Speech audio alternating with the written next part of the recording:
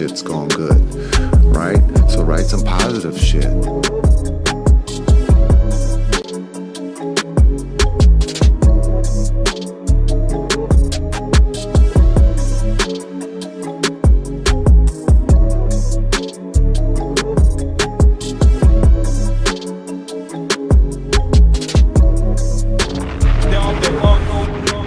Damn, son, where'd you find this?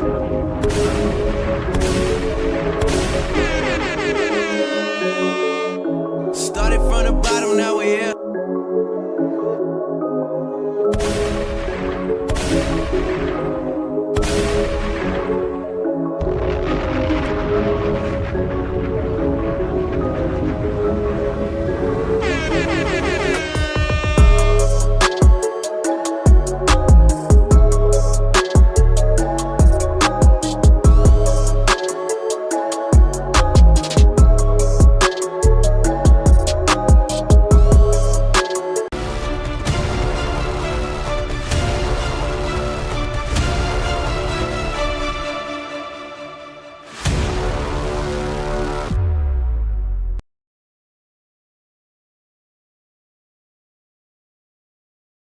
We made it to the finals, now we back to winning.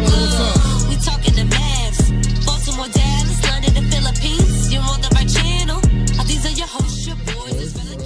What's up, everybody? It's your boy TGK here on another episode of Midnight Mavness, ladies and gentlemen. We are live. Let me make sure my mic's working, stream deck is working. All right, everything is looking good. Cool. What's up, man? We got Sylvester back here kicking it. He asleep. I'm here kicking it, ready to talk about some topics that I got in mind. For those that are new to the show, again, I love to crowdsource the topics tonight. Echo. There's an echo. Hold on. Mic check.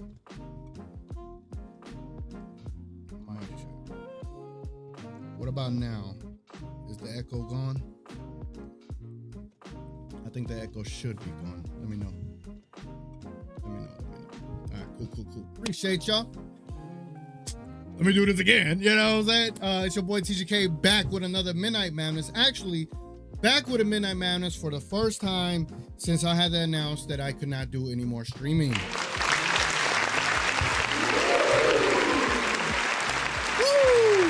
Been a minute, man. Been a minute. I was heartbroken when I had to announce that I couldn't do no streaming because the internet wasn't participating. You know what I'm saying? Like, let me see if I can pull it up for you. Like, I don't know what happened. I guess the internet provider got it together. They started figuring things out. Right now, download speed is about 53, which is good considering it was just like 2 about a week ago, and the upload speed is damn near 30. Like, that is all I need. I need like a 10 to 30 upload speed, and that is good enough for me. So it has been great, and we're back to regular programming, ladies and gentlemen. Back to regular programming. Yep. Oh yeah. Okay, for those that don't know what Midnight Mavness is about, Midnight Mavness is a laid-back talk show where it features myself, TGK, talking about anything y'all want to talk about as far as the Dallas Mavericks. This is not a post-game show. This is not a pre-game show. So we're not pigeonholed to just one talking point or theme, right? We get to talk about anything. So I got some things right here off of my head, but I love the crowdsource it. So I'm good with adding 2 or 3 more topics. So for those, everyone that's tuning in, everyone that's in the comments, if y'all don't mind dropping your more pressing thoughts or idea for a conversation for me to have on the show. So I appreciate y'all tuning in, man. Appreciate y'all spending what is this, a Saturday night with me, man. It means a lot. Definitely leave a like on the stream. Hopefully you enjoy it, and hopefully the like is worthy. But it just helps the algorithm. You already know how this goes. I hate to be the guy because, as all YouTubers say, like and hit the thumbs up, but this is how it goes. You know what I'm saying? But anyway, welcome in, everybody. Get your popcorn ready, settle in, and let's get talking some Dallas Mavericks. Richard K says a landlord for Time Lord and a Denny. We're gonna get the Gafford. But I want to start off with OKC fans, but I'm gonna read a couple more of y'all comments real quick, and then we'll get started here. TMP is in the building. What's up, brother? Appreciate you stopping by and hanging out, man. He said, TGK, love the Twitter X Spaces earlier. Just needed more from you. Well, fortunately, we'll get in more from me tonight. Let me make sure I can fix this camera a little bit more. How about my hat? It's more towards the top. There we go. But yeah, man, this show is all about me. So whenever I do Twitter Spaces, I like to do it with the intention that I want to feature others. Not to say that I have a big following on Twitter. I don't think I do. And honestly, I don't even think most of Mavs Twitter likes your boy, right? Which is fine. I don't care either. You know what I'm saying? I like to talk Mavs. So whether you respect me or respect me, as long as you know that I just care about the Mavericks, I don't care how you may feel about me. I have made my friends off of this stuff already. I'm cool with TMP, WTM, Richard Case. The names go on and on. I've already built great friendships from here. So anyone else that dislikes your boy, it is what it is, man. All right. I know where I am. I know my role in this, and my role is to continue the conversation for the Dallas Mavericks, not for TGK. 2 different things, right? But yeah, man. So on the Twitter space front, I like to feature other people. I like to let them have the floor. I like to let them either embarrass themselves or give you something worthy of a conversation and enlighten you on something. And tonight we had a great show. So, and it was impromptu. Salute to Marcel. He was like, hey, start a space. And I obliged. Richard K says, one show today said that Maxey has played so well since coming back from injury, and his ability to stretch the floor made Gaff expendable. Woo. We'll talk about that. Let's go. Haven't caught a live in a while. Appreciate you, brother. I'm here at TGK. What's up, Daniel? What's up? I got you. Damn, Daniel. Damn, Daniel's in the building. The basketball built-in dreads. Huh. Jordan Clarkson rumored to be a Mav. Yeah, apparently that's a trade angle they want to take. I don't know how I feel about that. DV says Vucevic idea. TGK said, I'm learning with something. Or leaving with something, right? Yeah, no. Salute to Hick. We were on a Twitter space earlier today. And he brought up the Vucevic idea. I've been heavily against it, solely for the simple fact of how putrid he is defensively. But I'm willing to take a look at it because, I'm big into analytics. I don't watch every single team that's out there. But I know Vucevic is older. I know he doesn't move defensively as well as he used to. I know when Luka was like in his second season, I was like, oh, he's perfect for Luka. And I still think he can be. And I think if you are, and if Gafford is being dangled, right, getting someone that can stretch the floor has always been something I would have loved to do. And, if we're going all in, you're going to trade every single first-round pick. Why not get someone that can help in that regard, right? So we're going to deep dive into the Vucevic idea. Let's see what else we got here. Vucevic as a Mav wouldn't be bad, but not good enough. We'll get into that. Again, I'm going to give you all the perspectives I got tonight from the space and share it with y'all and see what y'all think. Oh, hey, Long Dreads in the building. What's up, brother? What's up, man? Hopeful Soul in the building. What? TGK, it is on Jason Kidd to keep pace in the standings in the West. I say it is. Oh, is it on Jason Kidd? And if the Mavs keep having losing streaks, is there a reality where he is actually held accountable for once? Yeah, I could add that. I'm not mad at that. But we'll talk about Jason Kidd. Let me add this to it. Jason Kidd hot seat. And if y'all heard all that, I have a small desk, so sometimes I have to put my keyboard on my mic for me to be able to type on it. So sorry about the little clicking you heard. You know what I'm saying? I got a topic. The topic should be, will the Mavericks trade for Jordan Clarkson, and does it make sense? We'll keep that to the Gafford trade talk for sure. Hey, Long Dress says, halfway through the season would be a good time to review the players, grades, and whatnot. Okay. Midseason review. I like that. We have played officially 42 games. So it's not bad. Mid-season review. It's not going to be a great mid-season review, I'll tell you that much, but maybe I'm not the greatest. Did you do a post recap of the OKC game? No, I did not. I'll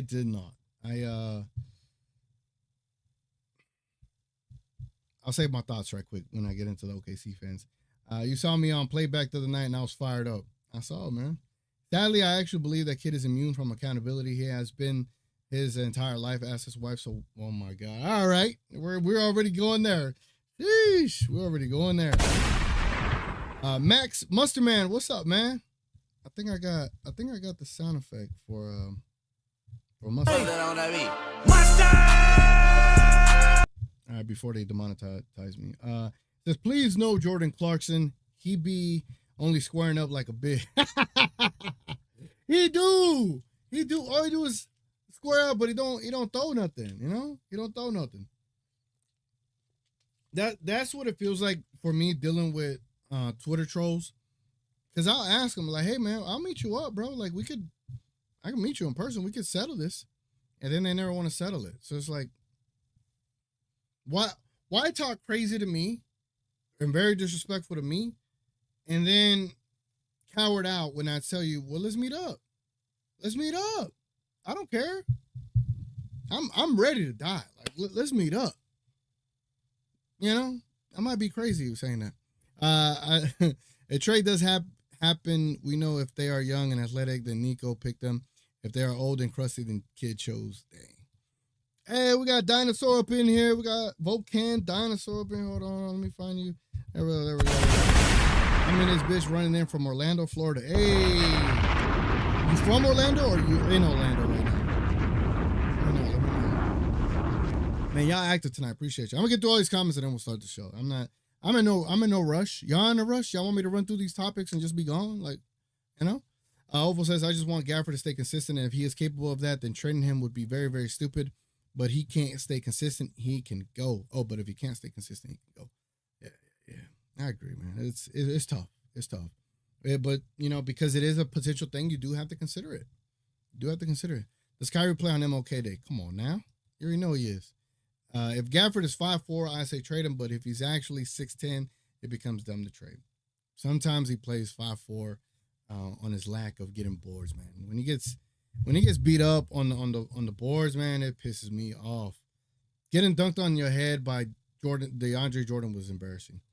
No Brandon Miller, Daniel, so right now it's entirely possible they sit Kyrie. Oh, I don't think of that. But on MOK Day, I don't know. I don't know how the NBA would feel about Kyrie sitting on that day. Is MOK a greater American than George Washington? I don't know. I don't know if this is a show for that. I'm gonna let you figure that one out. They are not a good team, but they shoot. If they fall in, it's a long day. Oh, you're talking about the Hornets? Yeah. Well, that's the thing. I do fear LaMelo. I'm not gonna lie. I do fear LaMelo just having a game of a lifetime that day. I'm from Dallas originally, but I live in Orlando now. Nice. All right. When I go to Orlando, I'm gonna hit you up.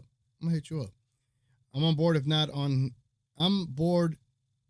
Or I don't know. I'm on board. If not on here, would just be on Discord bumping my guns. Oh, okay. I get what you're saying. That dunk from Omax against J-Dub was dope. Yeah. I saw that. It's like when Omax goes and dunks, like he only has a limit of height he could get to. Because once he gets there, there's no, like, he keeps going up. Like, as soon as he gets up, it's back down. But he got that dunk, man. Hey, what's up, Alex? Finally he's back. Yeah, man. The internet finally gave me my life back looking at it. Logan, what's up, Logan? What's going on? I like Gab, but if we get another player that's slightly better, let's do it. And we're going to get into that. We're about to dive into that right now. Omax says, Loki has no hops. Right. Okay. I'm not the only one that saw that. All right. Let's go ahead and let's get started, man. OKC fans. What in the fuck is wrong with y'all? What is wrong with y'all? Like, legitimately. Oh, that's not that one. Here we go. What is wrong with these OKC fans? They're just so angry over a loss to the Dallas Mavericks. And today, I had tweeted about it.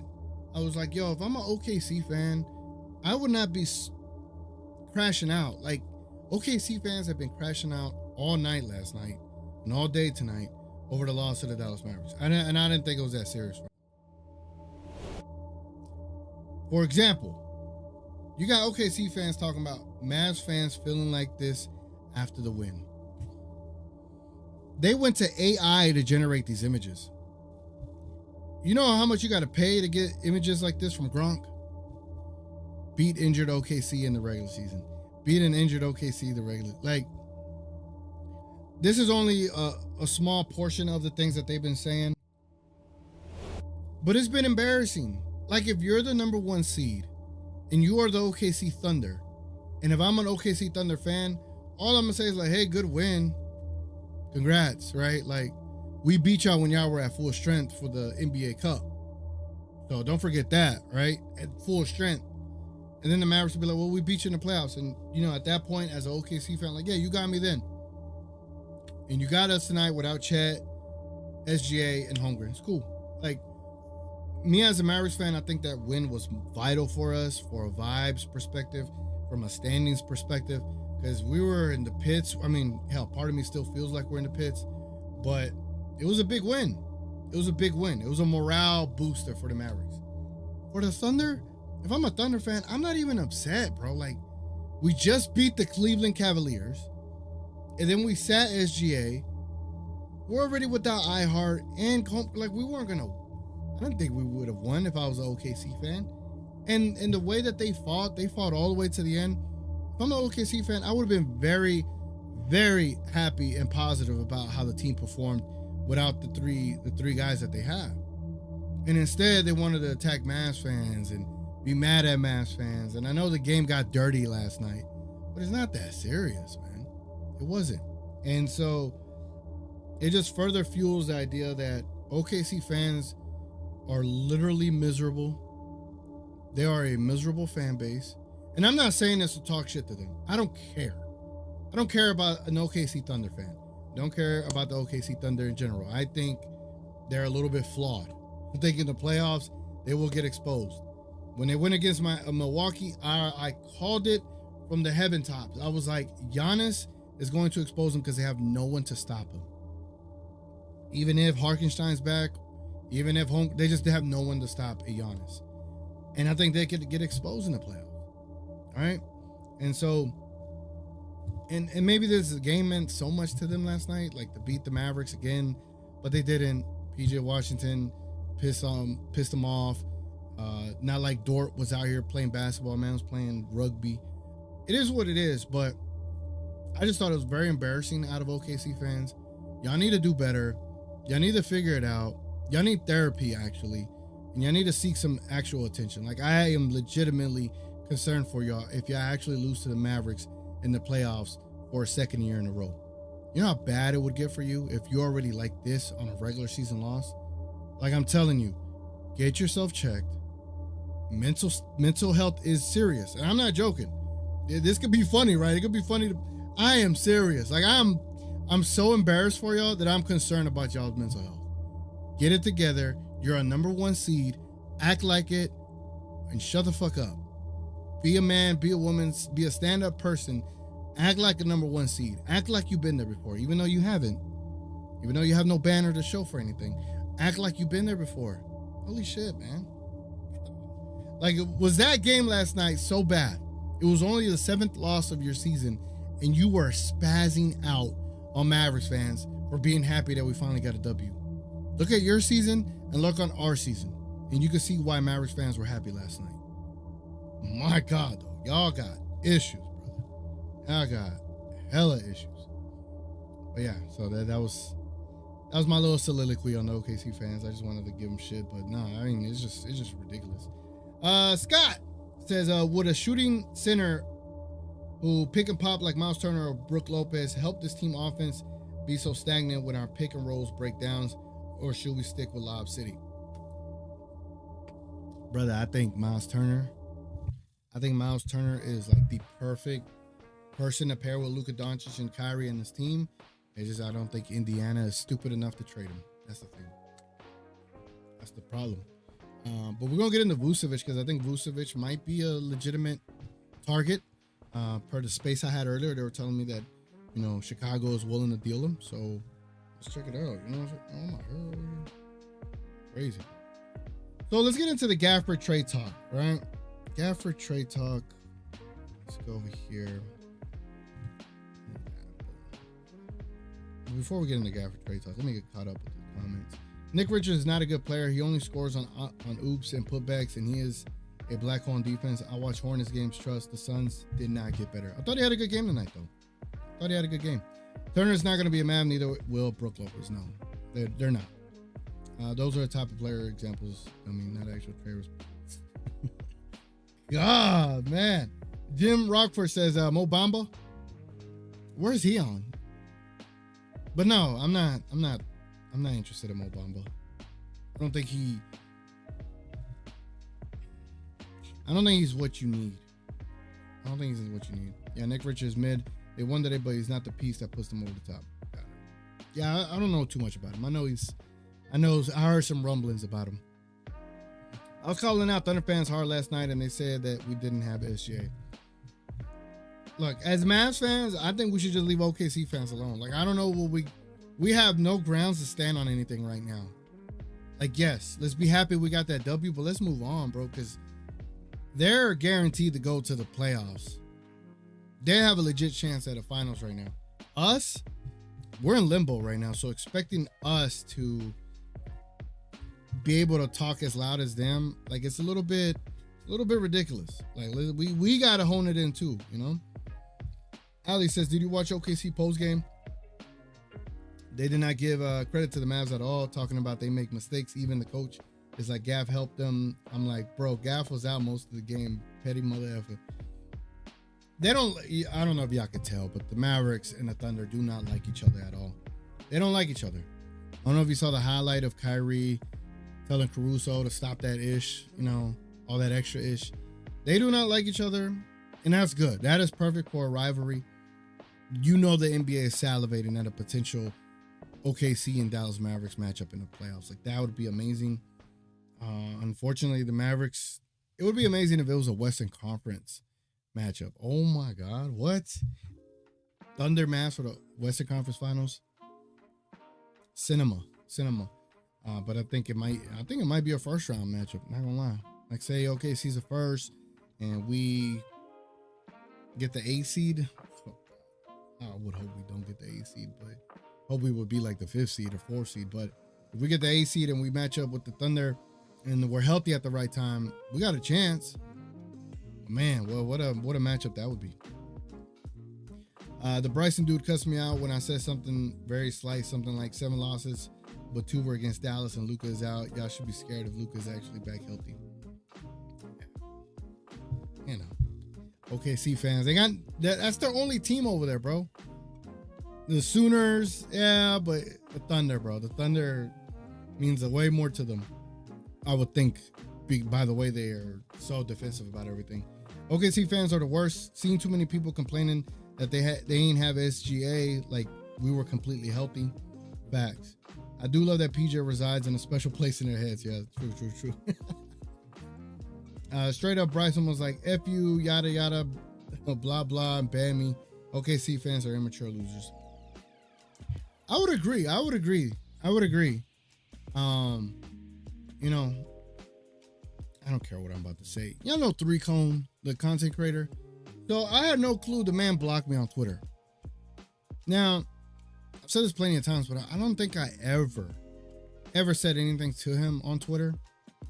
And then for some reason, someone tagged me like, hey, check out what 3Cone said. And I don't know who that was, but somebody was trying to put me on what they said. And I was like, hey, I'm blocked by this guy. I have no idea. So whether 3Cone blocked me as a predetermined measure because he didn't want to see Mavs fans on Twitter or whatever the case may be, or I don't know, but it says a lot, right? It says a lot. If they're to the point where they pre-banning you, that's wild. That's wild. And not like I give a damn about having a relationship or a conversation with 3Cone. It is what it is. I don't really give a damn. I heard LeBron might get traded to Cleveland. Really? I don't think that'll happen. That'll be crazy though. That'll be crazy and stupid for the Cleveland Cavaliers. Always been a big Vucevic supporter. He's inconsistent, I guess, but that's because he's been on a team that asks too much of him. And he's he's better and more versatile than Gafford, and D-Live is made of glass. That's the ongoing consensus right now. It burns OKC fans up that Luka is better than SJ. Oklahomers can't help but be weak little punks. Yeah, man. I like to go to the casinos though. Teacher guy preaching right now. Tell OKC to relax. Yeah, man. This is what they really need right here. Hold on. Where is it at? Where's it at? Get some help. Stop it. Get some help. Get some help, man. Once again. Stop it. Get some help. Get some help. That's all they need is a little bit of help. Like they're spazzing out on Maverick fans because of a little win. Like, relax. Plus, Vucevic and Luka are big time friends. I did not know that. OKC can't relax because they're paper champions and the fans know it. Front running for real. That is literally front running. At least Turner and D-Live could play some Lego together. Oh, did y'all see Isaiah Stewart? Isaiah Stewart. Oh man, maybe we should not trade for that guy. Maybe not. Mo Bamba on Clippers. All right, I'll look in to see what Mo Bamba is doing. The European pipeline is only going to strengthen this team. Vucevic could help. Also, Jamie would believe their kids because of OKC fans back in the KD Westbrook era would dare to talk shit now until they actually won. Yeah, you know, the OKC fans back during KD and Westbrook days were way different. Definitely way different. They were happy to be there. You know what I'm saying? Like, they were so happy to be there. They were respectful. I remember the 2011 playoffs and the 2012 playoffs. Like, they were respectful. They were happy to have a team. Oklahoma, remember this.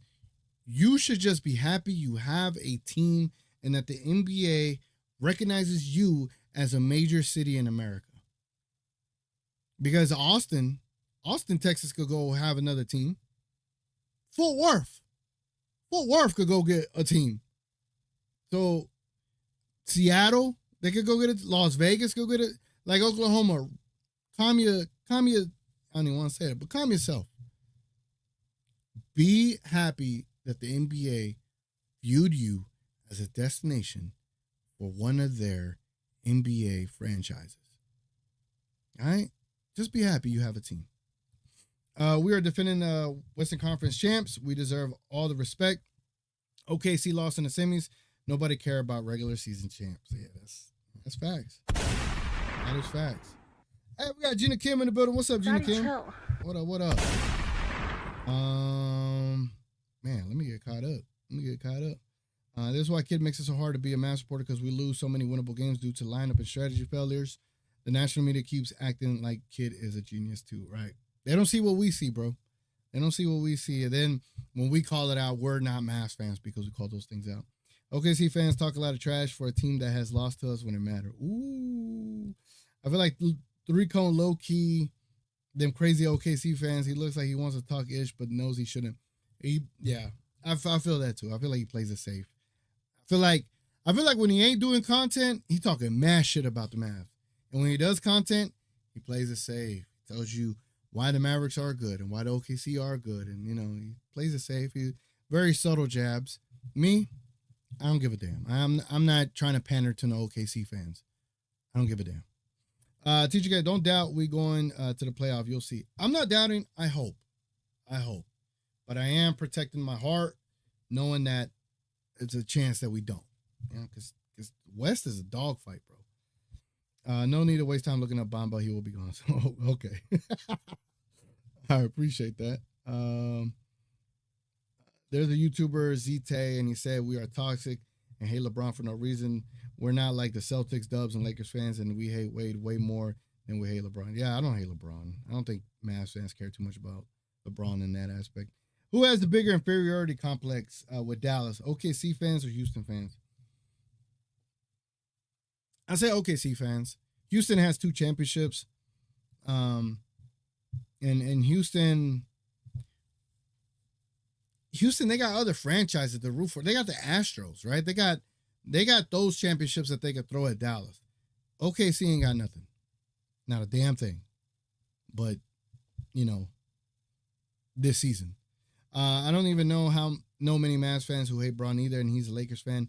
Was talking about Spence, which is why he brought up us hating Bron. Spence just plays at his best here. Facts.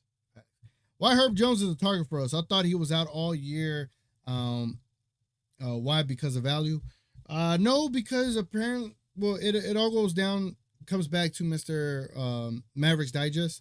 He had a report the other day where he had somebody in New Orleans. He was able to talk directly to Nico and share some thoughts and basically saying that they were looking for a wing, a defensive wing for the Mavericks, and, you know, putting 2 to 2 together. Maybe it was Herb Jones, but that's where that's coming from. I've heard different takes as far as Herb's injury recovery. I looked on Google and it says 4 to 6 months. Someone told me 8 weeks. I don't know, but if you trade for Herb, you definitely need to trade for another backup. And while we're here, let's get on that topic. We're already on the topic. Let's talk about Daniel Gafford in a potential trade, right? So I don't know how people feel about it. I don't know if people really want to get rid of Mr. Daniel Gafford. Like, is that what people want to do? And I know I just had a pretty big conversation about it on Twitter Space, and you know, we're gonna continue this conversation. I'm trying to pull up the trade machine.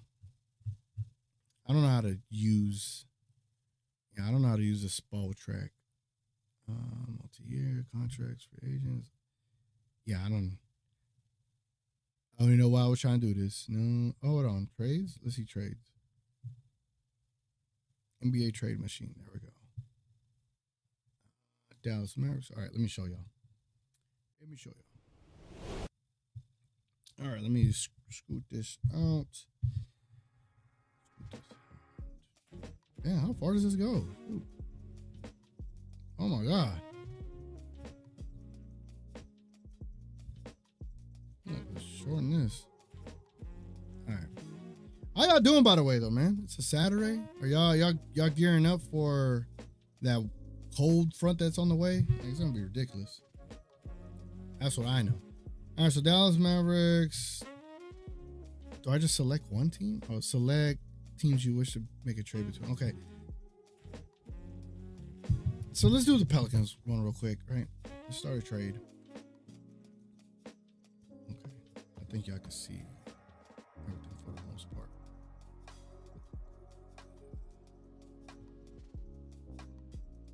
Here we go. Let's make this a little bit littler. Pause. All right.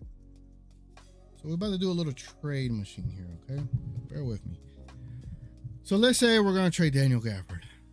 26-year-old, 6'10", 230. We're going to send him to the New Orleans Pelicans. Draft picks.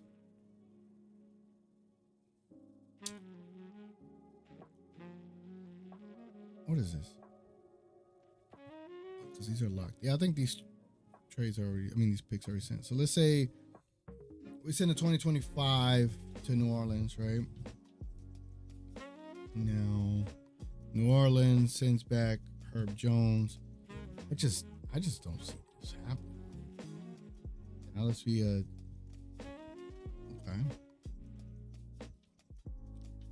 And I don't think we could only just send Gafford, right? We got to send like a Hardy. You got to send a Hardy. Okay.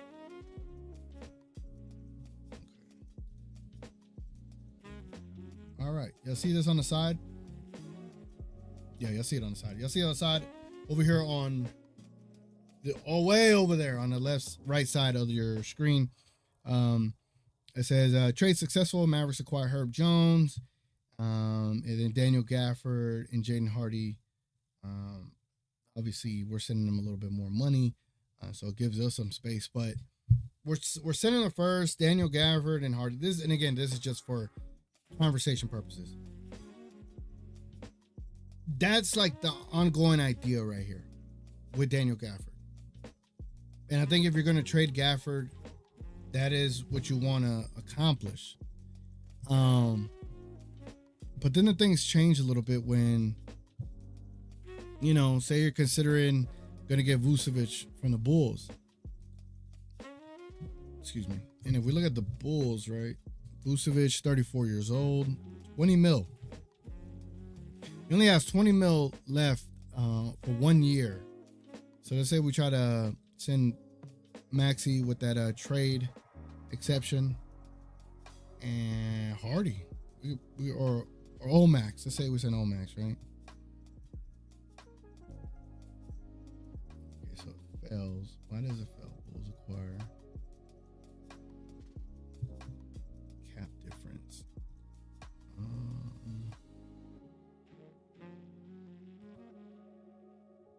Does it? No, it doesn't. All right, maybe I don't think I like this one. Let's do Fanspo. Let's do a real trade machine.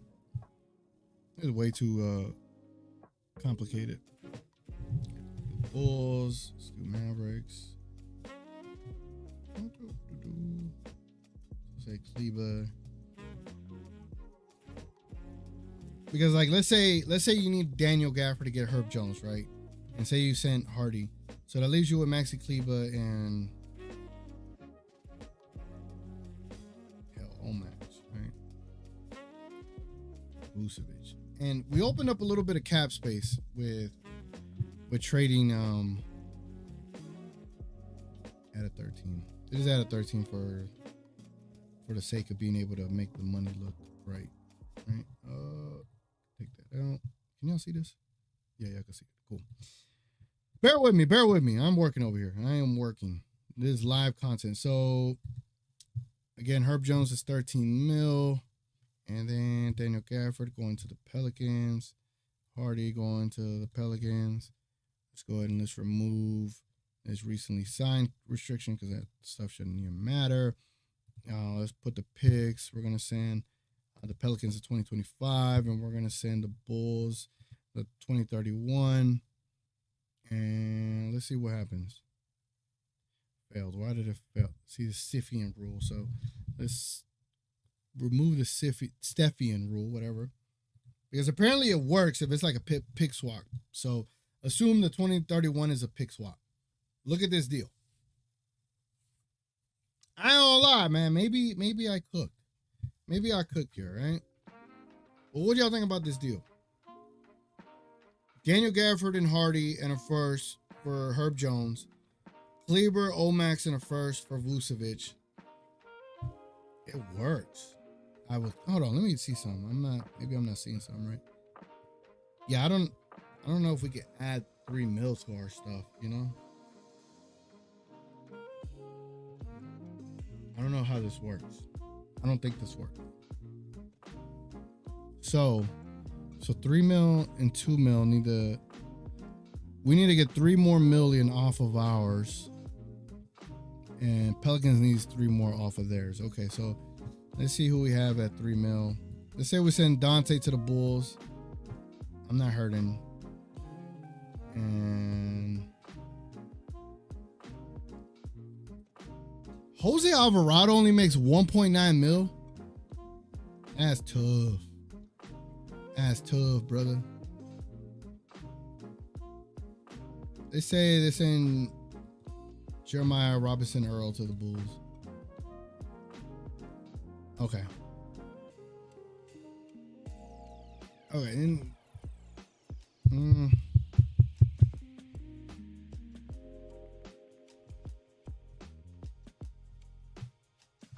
Let's say they just cut Dante and let's say the Bulls figure it out, right?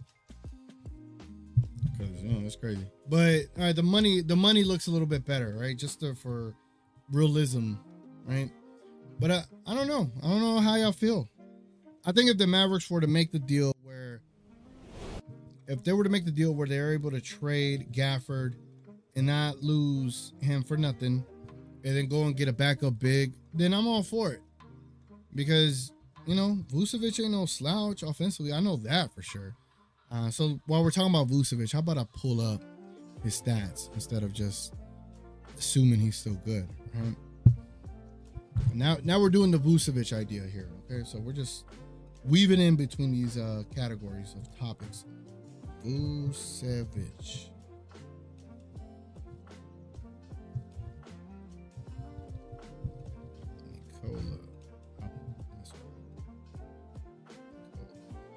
Nikola. Oh, there we go.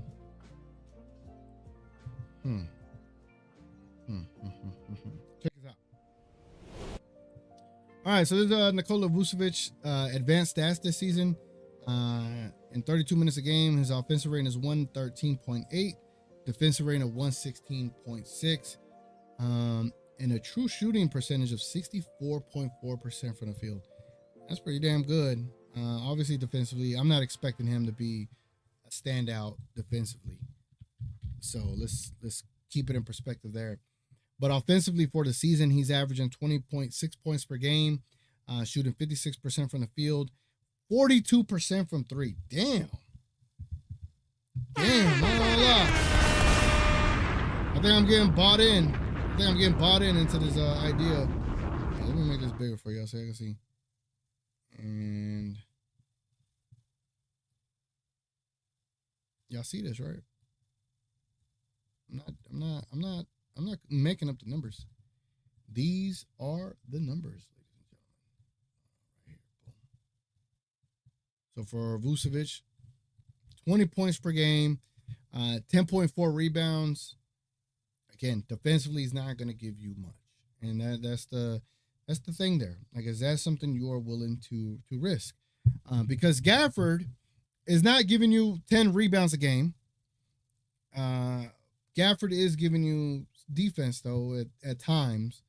Not in the perimeter, nor will Vucevic. But, being able to have someone that can stretch the floor, make a 5-out offense with Luka, it is miles more difficult to deal with a Dallas Mavericks team like that. For example, say you're running a pick and roll.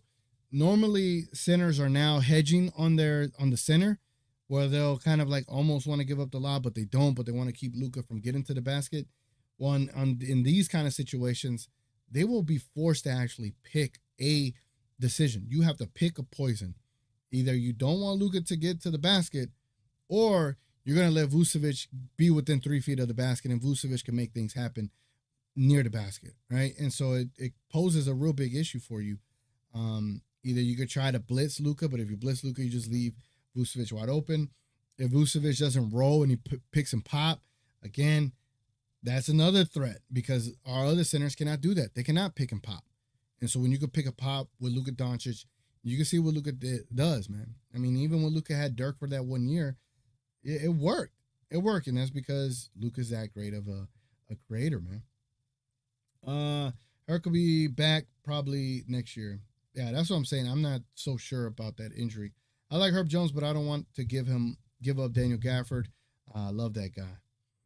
I know that's the tough part. That is a tough part. Go to Fans Post better. Yeah, I saw it. I noticed. With Gafford, I'm not against standing pat with what we got, but if Nico thinks he can certainly get an upgrade, I stand with Nico. Yeah, so like, and I know Rel from We Talk Mav said this yesterday. He was like, "Oh, TGK, we saw what you posted talking about, Mavs giving up on a season."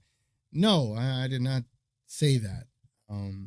This was on the backs of the whole report about Daniel Gafford being dangled for a trade idea, right?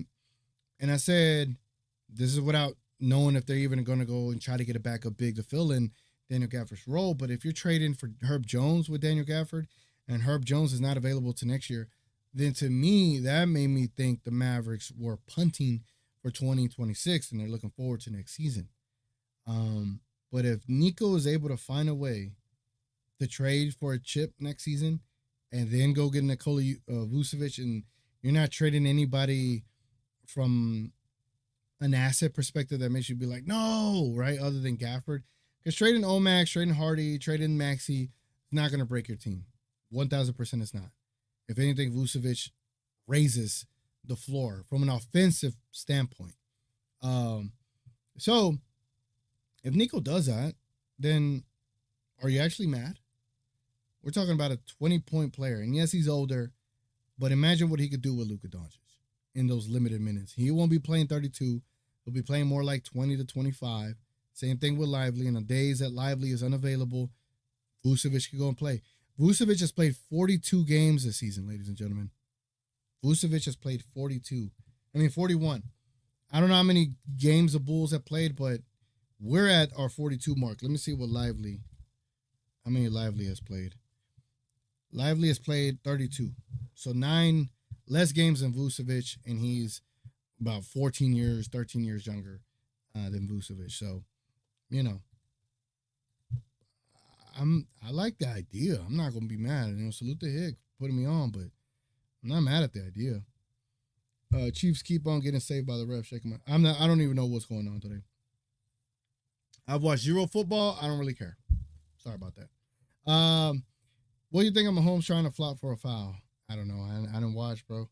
I'm not as jaded as most Mavs fans on center, but it takes 3 elite forwards, not chicken wings, to win big. I would trade Gaff for a third forward. And I think that's the idea. I think if you could trade Gafford and go get Herb, and then follow up and trade whatever assets you have left, we're not going to have any first-round picks, ladies and gentlemen. We're not going to have any. So if you're going to go all in, you might as well go all in, right? And trade whatever you could go and get to get that backup center as well. Trading Hardy when next season is breakout year is dumb. Mavs will need Hardy next year. He will be obviously better than Dinwiddie by 25, 26. And that's the risk they run. And it's definitely a risk you run. Is Exum just going to be hurt forever? It's been so long. People low-key forgot how helpful he was. Not dominant, but long and better than Smoothly Queen defensively. Honestly, I don't think Exum's in the league next year. That's how I feel. I don't think he's in the league next year. Gavin Grimes for Herb and Hawkins, it's only $400,000 apart. I like that. That's a good deal too. That's a good deal. Only trade I'll be okay with is Gaff and Grimes for Herb and Missy, and then flip Maxey and Hardy for a backup wing. That's another creative trade, but would the Pelicans want that deal? You know what I'm saying? Is that a trade that they would want? And that's the tough part. That's the tough part of all of this. Does any team want our scraps? And Gafford is not a scrap. He's obviously the big asset in this, but would they want that? Grimes is a big asset too. Grimes going to get paid this offseason. I'm interested in getting Ayo from the Bulls since they're most likely sellers, and Ayo's a very good defender, and he's a guard FY. I think Ayo, the sumo, right? I don't think he's traded. I don't think he's going to get traded. That'd be crazy. I never put that trade in no machine that I told you, see if it works. Yeah, I tried it on Spotrack, and that's tough. I don't know how to work that thing. Pause. Yeah, we got to stop with the herb trades. It's fun, but they are as likely to trade them as we are PJ. I agree. I don't mind trading Grimes or Marshall because they're different styles, but same exact role.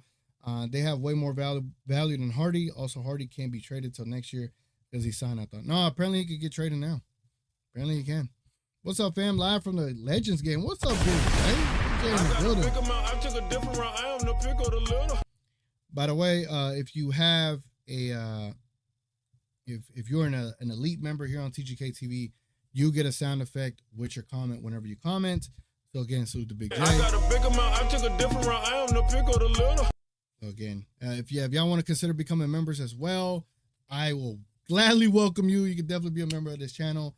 Any super chats, again, I accept all that stuff, but I don't really promote it, right? But again, if you want to have a cool little sound effect for your comment, by all means, consider becoming an elite member. If not, you can just become a support member for the channel, which my goal is to eventually get some damn Starlink internet, right? But we'll see. But again, appreciate everyone that supports the channel, man, regardless of super chats, memberships, and just watching. Like if you just watch and leave a like, that's all that matters, man.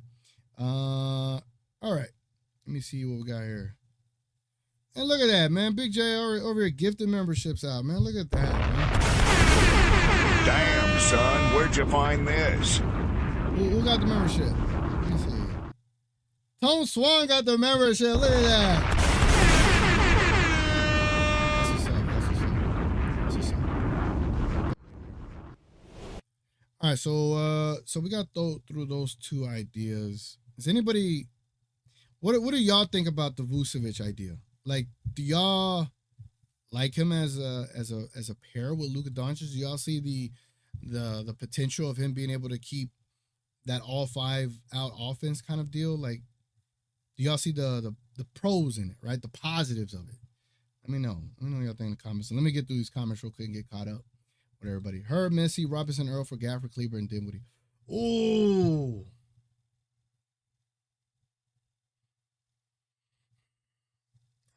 Man, you trying to make me trade my guy, bro? You trying to make me trade Dinwiddie? That's tough. Boosh sucks. Defensively, you just saw his numbers, Richard. You just saw his numbers. Offensively, he's good. If we get J Huff, we will win the chip back to back to back. I need to see who J Huff is. I'm not aware. I'm sorry. Sorry, I don't know everybody. Vooch is a rebound machine, but so was Gaff before we got him. What the hell's happened to Gafford, y'all? I'm not gonna lie. Like, seeing DeAndre Jordan outmuscle him and dunk on his head, I was so mad, bro. So mad. More OKC slander directly into my veins, please. OKC, be happy you have a team and shut the fuck up. How about that? Is that good? I hope that's good luck. That's my like they really shouldn't be talking. We shouldn't be talking either, but like they need to relax.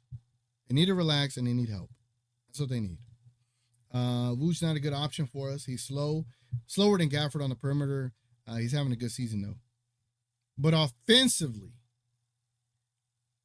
what is it about?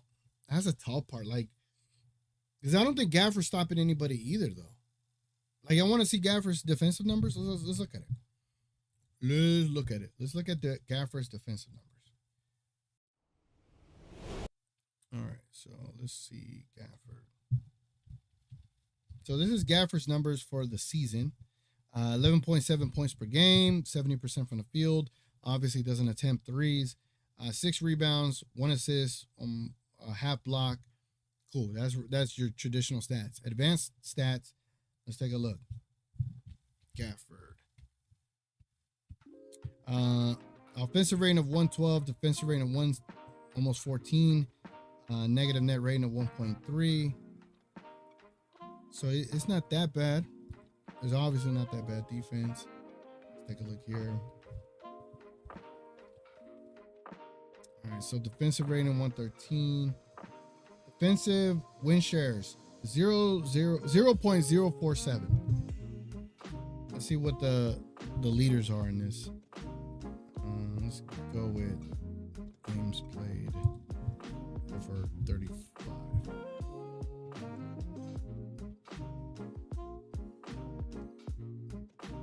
Is Gafford on here? I don't see Gafford. How many games Gafford played? I think he played 41.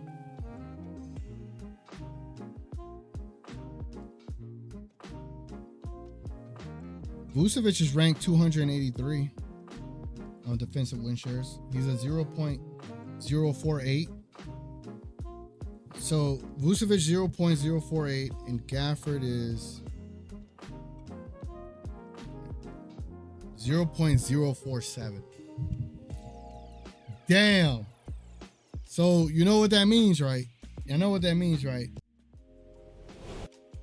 Is that Gafford is worse defensively than Vucevic. That's crazy. I'm just reporting the stats. That's all I'm doing. I'm just reporting stats. I'm not saying anything. You don't think the weight Gaff gain affected him physically? It shouldn't have. It should have made him better. It should have made him better, bro. I don't know what the hell happened then. Herb is the kind of defender that makes elite scorers say crap when he steps onto the floor. Gafford just doesn't impact winning positively against the best teams. And I'm not going to lie. I tweeted this a couple of days ago. I said, over the last 10 games, Gafford has just not been himself. And then he had that great game against the Pelicans and they still lost. I don't know what is wrong with Gafford, bro. Like, last year when he first got here, he had this dog mentality. Like this, I'm going to rip you. And then what the hell happened? What happened? Yeah, I don't see the point of punting Gaff just to turn around and give Vooch older and worse contract. It's a 1-year contract. TGK, what's the word Gafford on the trade block for a wing potentially? Who would that wing be? Apparently, Herb Jones is an ongoing rumor. And then we got Clarkson rumors. Who do we trade for him? I don't want Clarkson. Anybody here want Clarkson? Let me put up a poll question. I got a poll question. I got 2 poll questions. I'm going to ask this one first. If the Mavs land Herb, who is the next player you'd want? Vucevic, Jonas. I heard about some Jonas rumors. Clarkson, and who else? Who else people thinking of? As far as getting here on the Dallas Mavericks, what do you think? Who's another player? I think Robinson might be on the block. I don't know. No, I'm gonna just leave it at 3. Let's just leave it at 3. Boom. And then I'll have another poll question right after that. So if the Mavericks land Herb, who is the next player you'd want? Out of Vucevic, Jonas, Valanciunas, or Jordan Clarkson? Let me know what y'all think on that front. You know what I'm saying?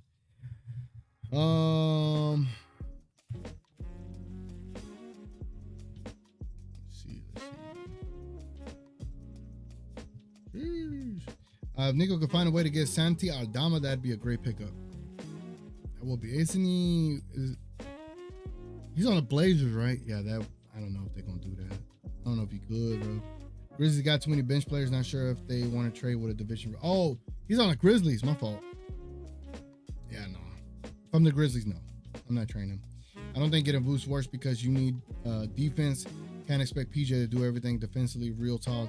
We can't always expect Luka, Kai, Clay to be locking down guys. And that is a really fair take right there. That's a fair take. It's just, Miles Turner would be perfect. Miles Turner would be perfect. Y'all know that. Y'all know that he would. He would be perfect, bro. I'm not really sold on Vooch, to be honest. I feel you.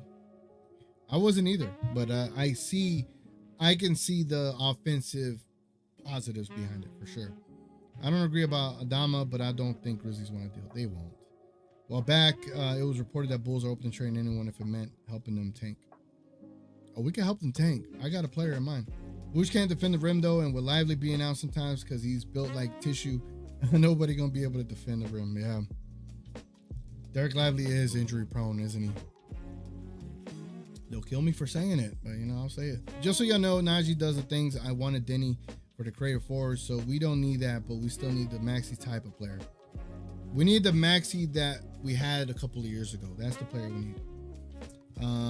Valanciunas from the Wiz, the same player and cheaper. He can hit threes. I don't know if he can hit threes. Vucevic helps offensively, but makes us a little worse defensively, and we aren't as good defensively as we were last season. Yeah. Yep. There's a video explaining why I think Kyle Anderson would be perfect as a backup four for them. Kyle Anderson. That's where we at now. Kyle freaking Anderson. Shit, man. This is what I really think. You want to know what I really think? And this goes right into this next topic. Can the Mavs stay above 500? And so this is what I really think. I think the Mavericks have put themselves in positions where making trades should not be the priority right now. Crazy to say, right? But I don't think you're going to be able to make a trade that makes sense with trading Maxey. I don't think you're going to get the return you're looking for. So I think we need to table that. I think we need to move on from that. I don't think they're going to make the trades that you think we're going to get, right? Unless Nico does some miraculous moves and dealings, then by all means, great. But I think it would be best for the Dallas Mavericks to just stand pat and try to win as many games as you can until Luka gets back. Because when Luka gets back, everything is great. We were 12-2 for a stretch there, without Luka for half of it and with Luka for the other half, and we were amazing. And we could be that team again. It's just, can you stay 500 till then?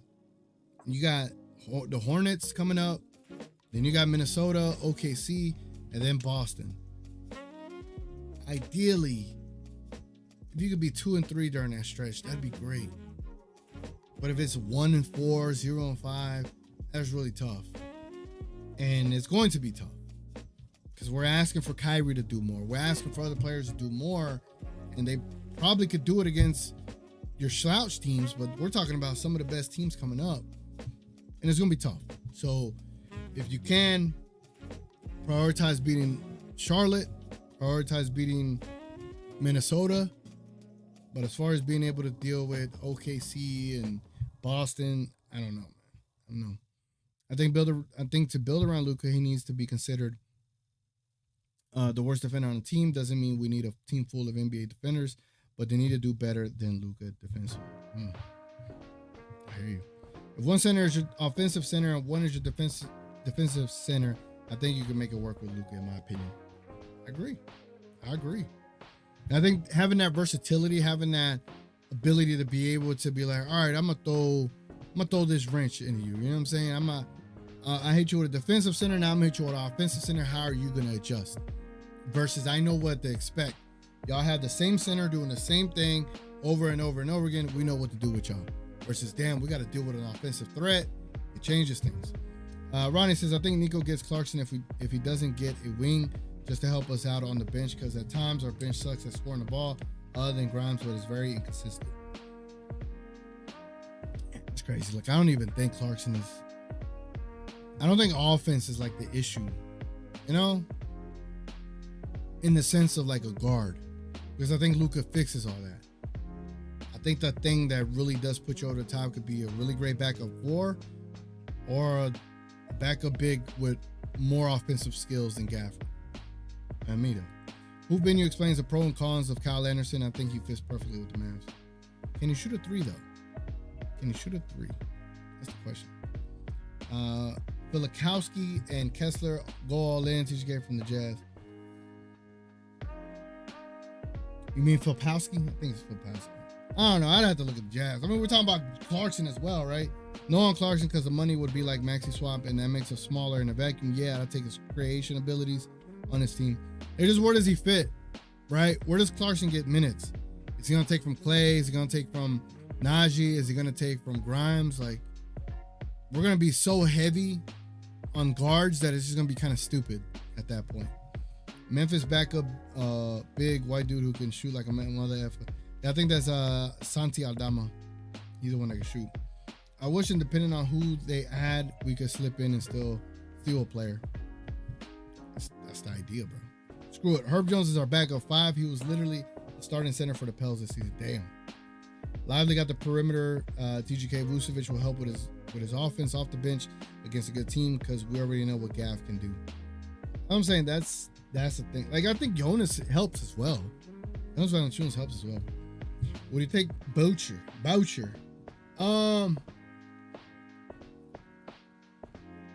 I heard good things about him. I would have to ask Marcel, Mavericks Digest, because he knows the Raptors a little bit better than I do. But you know, he's how would I say, a lengthy big that can protect the rim. I don't know what his threes look like. Let me see. Let's see what his threes look like.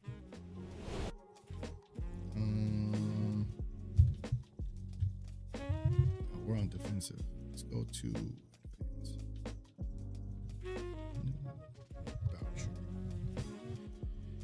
All right, offensive rating of 111, defensive rating of 115. It's not the greatest. True shooting 61%. All right, traditional. He's averaging 10 points per game, 50% from the field, 35% from 3. Not bad actually. 4 rebounds a game. How much does he make? What's that contract?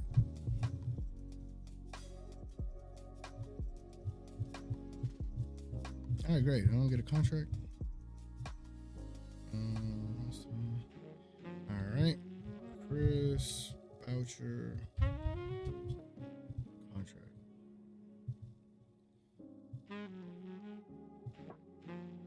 Okay. So he's damn it. I can't even.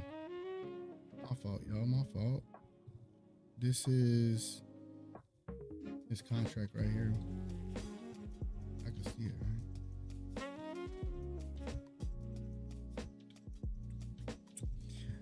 So he is on the final year of his deal. Damn. He's averaging 10 mil. How old is he? I think he was like 27. Oh, he's 32 right now. Maxi straight up.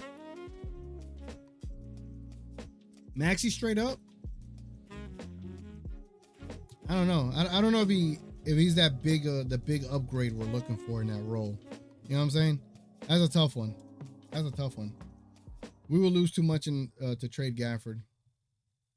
Yeah, it just depends who you ask, man. A lot of people are out on him. A lot of people like him. Yeah, 2 and 2. My bad. Yeah, you're right. I was including. Yeah, you're right. If we go 1 and 2, 1 and 3, or 0 and 4, then that's bad. Golden State isn't even using Kyle Anderson, and he's certainly better than Maxey. I'm telling you, if you watch Kyle Anderson, you'll want him to pause. I have to take your word for it. I'm not gonna watch them. I have to take your word for it, bro. I know it's hard to understand, but we just make one trade if we trade Gaff. You gotta find the backup big. If you're gonna get that forward, you gotta get that big. Oh, Clarkson make 18 million. Yeah, that's gonna be tough to do. I'll take a minimum signing Dinwiddie over 18 million Clarkson. I'm kind of with you on that. I'm not crazy about Clarkson. Jonas shooting 21% this year, though. Ugh. Yeah, never mind. I like Vooch now more.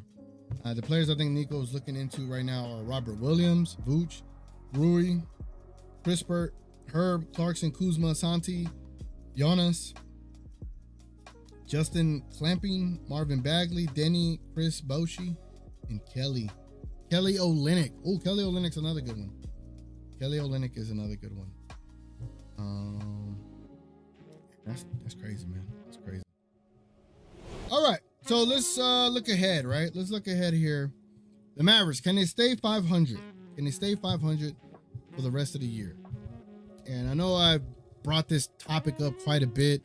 Talked about this ad nauseum. You know, if you see me on Twitter, you know, I'm all doom and gloom sometimes. And then people want to hold me accountable whenever I do my content. Like well, hit you upside your head, man. You know what I'm saying?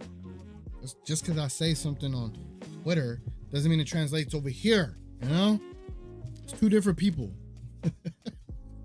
Two different people, man. All right, so this is the ongoing schedule here. When do y'all think Luka's getting back? Right? When do y'all think Luka's getting back? So looking at this, can the Mavericks stay the course and stay 500 until Luka gets back? That's going to be the big if. It's the big asking point right here. So, assuming Charlotte, you got Charlotte. All right. February 21st, over there where New Orleans is at, after Miami, after the All-Star break, I think that's the game Luka returns. February 21st. All right. And right now, the Mavericks are 23-19, so they're 4 games over 500. If Kyrie can stay healthy and if Lively can find a way to stay healthy, then I feel like you have a window to get wins here eventually. So against Charlotte, I'm going to put us at 50-50 there.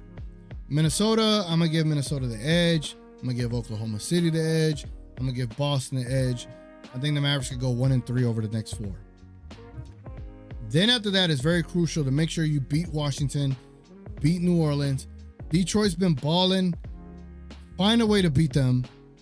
Now you're literally 4-3 because you ripped off a 3-game win streak. You're 4-3. Then you lose to Cleveland. You're 500. But look at the bright side. You are still 4 games over 500, right? Philadelphia, you should be able to win. Not sure. That's going to be the 4th game on the road in a row. That Philadelphia game's going to be pivotal to win. If you don't, yikes, because then you got Boston, right? Boston's pretty much an L. Then it gets even tougher. Then you got Houston, Sacramento, Golden State, and Miami. All those games we could lose. We are at home. We should be able to win some of them, right? So if the Mavericks could just find a way to win 2 of those games before the break at home, then you're literally 3 games above 500, I think, before Luka returns. And that is the best case scenario. That is the best case scenario. But that is if Luka returns on that day, right? We're literally talking about 30 days from now. And Luka's not going to get reevaluated until maybe like June 25th, June 27th, something like that. So he's going to get reevaluated then. And then we're looking at a potential another 20-something days before he returns, which sounds plausible, sounds possible. The way he's been walking, he looks a lot better in his stride and all that stuff looks good. I think it's so pivotal that the Mavericks stay the course and stay above 500. If they could find a way to be 3 games above 500, they got a chance. So now let's scroll down, right? So let's scroll all the way to that New Orleans game. All right, so that's the end of the season right there.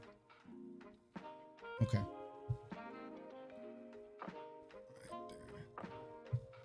Okay. So the New Orleans game is kind of cut off. But then the game right after that is Golden State and so on and so forth, right? So let's assume Luka is back. Let's say he's healthy. Let's say Lively's healthy. Let's say the team is ready to make that second half run, right? Against Golden State on a Sunday afternoon, I like my chances with Luka being back. Against LA, they're bums. I like Luka being back. Charlotte, I like Luka being back. Now you're on a 3-game winning streak. Milwaukee, I like our chances. Sacramento, Milwaukee again, Memphis, Phoenix, San Antonio twice, Houston. Until we get to Orlando, all right, maybe Houston, maybe Memphis, all right. So like, it looks like we could really do some damage after Luka returns, right? You could probably go, I'm gonna assume New Orleans is a win, all right? Let me just count them. New Orleans win, Golden State win, Los Angeles win, Charlotte win, Milwaukee win, Sacramento win, Milwaukee win. Let's say that's 7 games in a row. Let's say we lose in Memphis, beat Phoenix, that's 8 wins. We beat San Antonio twice, 10 wins. We'll take an L to Houston, so we're 10-2. We beat Philadelphia, 11-2. beat Indiana, get that back in blood. 12-2, beat Detroit, beat Brooklyn, beat New York. Rough time with Orlando, but still find a way to win. And then just kind of close out the season. You kind of close out the season that way, because then after Toronto is Memphis. Oh, what up? My fault. It's LA twice, and then Los Angeles, Toronto, and Memphis. I think if the Mavericks could do this, they give themselves a really good chance to close out the season.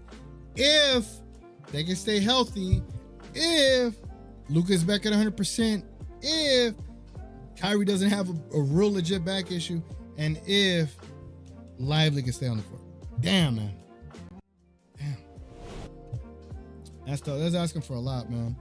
That's asking for a lot. And then we pivot to, does that put Jason Kidd on the hot seat? If Jason Kidd cannot stay above 500 while Luka is out, it feels like Jason Kidd should be on the hot seat. But will he be? That's the question, you know? Is Boucher better than Olynyk? I mean, he should be, but I think that's a really good question, actually. More versatile as a backup four, more aggressive than Kelly, though. Okay. Yeah, I mean, do y'all think we could get him for like Maxey in a second? That's the thing. I don't want to look back and tell you as close as 100% as realistically as possible. And that's a scary thing about a groin and the way he strained it. Judging by how serious it was, I think it was as close to a grade 2 as it could get. But I'm with you on that. I don't want to risk Luka. I was standing here and did on WTM also, if we are below 500 and Luka gets set off or we get another injury, then we have to think about the future and tank. I said it too. I'm with you, bro.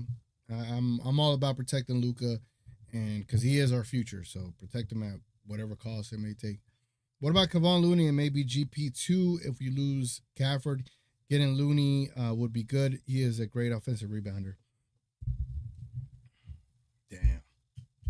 Getting the guy that was the reason why we didn't make the finals the first time, that's crazy.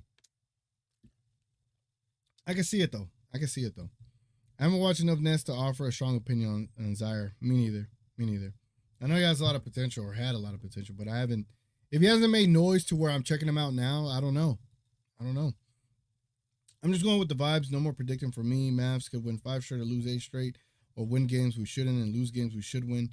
We never know with them anymore. Sadly, that is true. That is very true. I wouldn't worry about Luka not being 100%. They've been pretty honest about injuries and timelines. If he's back, it's because he's ready. Yeah. And that is how they have been working, though. So that's, I'll rock with that.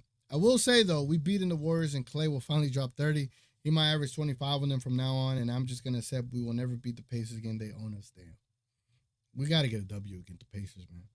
Kid just got us to the finals. Nothing in this injury-riddled season should put him on the hot seat. Damn, nothing? Hey, man.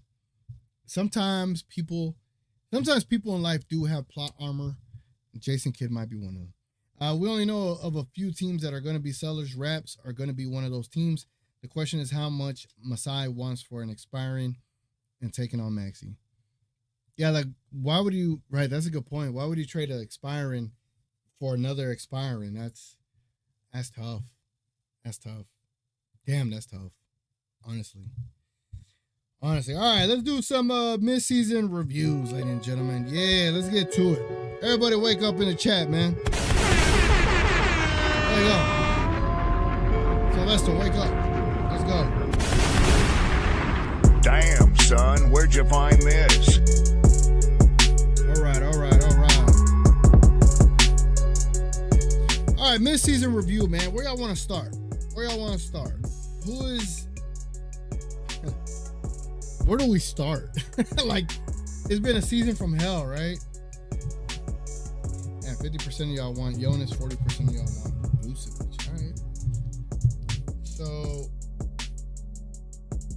I don't think we could grade Luka. Can't grade Kyrie. I'm not gonna grade Kyrie. Let's grade Gafford. Right? Daniel, Gafford, grade. And we're gonna utilize the poll as a way to set the grade. A, B, C plus.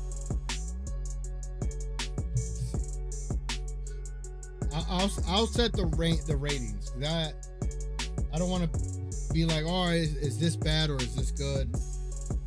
Matter of fact, maybe an A is too high. A plus, there we go. All right, let me know what y'all think. Daniel Gafford's grade. Woo!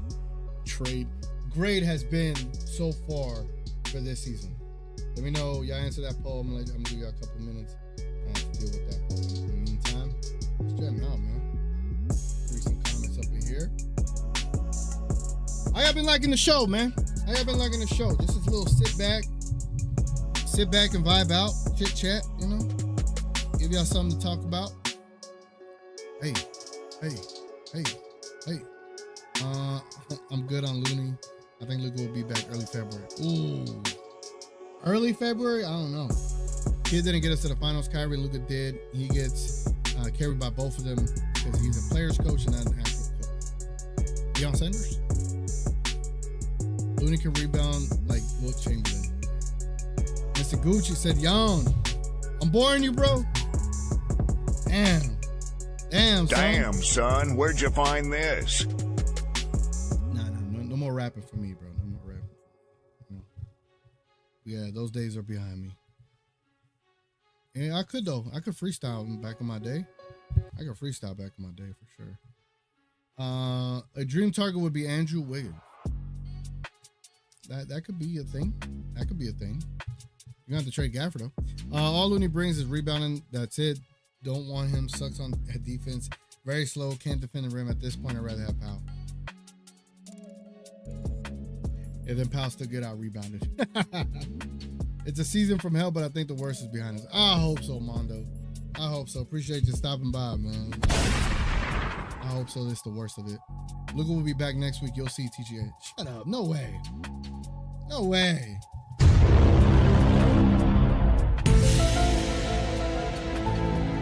If he is, then you knew something we didn't know. Think the Mavs are interested in Javonte Green. What's the scouting report on him? I hope they're not interested in him. I hope we're not like gonna send something we shouldn't send. He had a good season a couple of years ago, but he just hasn't done much since, you know? I would say B-, but chose C+. He's been available, which is super important, but he lost his starting spot and can be invisible against fundamentally sound centers. So far, after 11 votes, 45% of y'all saying C+ for Daniel Gafford.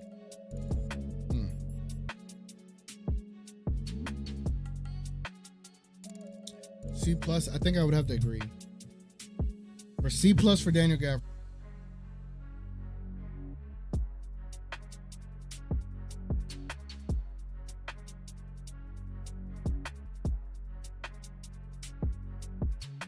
See, I caught my mic before it went mute. Caught it. All right. Let's go ahead and end that poll. Let's do another one. Who should the next one be? Derek Lively? It's going to be interesting, man. Derek Lively. Great. What do I think he's done?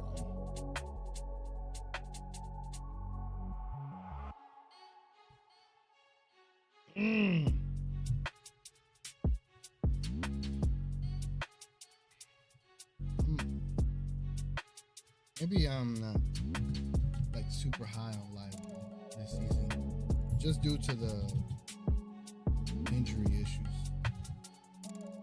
Let me know what y'all think on Derek Lively's grade. Well, did I put it too low? The highest is B. The highest I would give him right now is a B.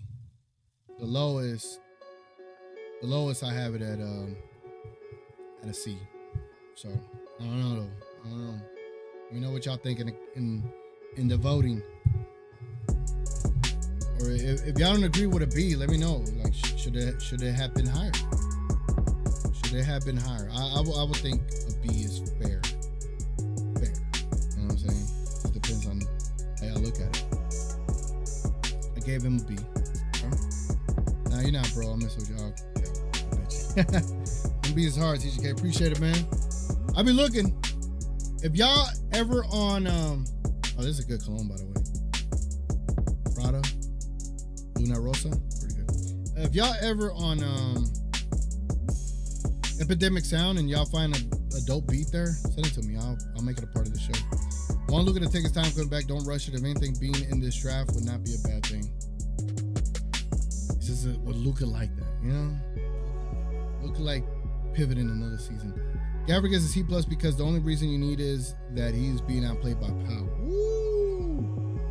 That's dope. I said C+ too. I feel you. We have too many wins to tank, though. There are teams with single-digit wins, even in the West. I'm mad at that. 10 votes. 70% of y'all saying Derek Lively gets a B. 20% say B-. 10% say C+. If Gina Kim or DV, or if someone that's in my Twitter group chat. By the way, if y'all want to be a part of my Twitter group chat, let me know. I'll add you to it. If not, the Discord link is down below. You can also be in there. Everyone talks in there. But my Twitter chat is like, I'm more instant there because I have it on my phone. But for my Twitter chat people, if y'all don't mind like getting these grades and documenting them for me. So Derek Lively got a B off of this poll. Who's the next player? PJ Washington. Let's do PJ Washington. Standing on business.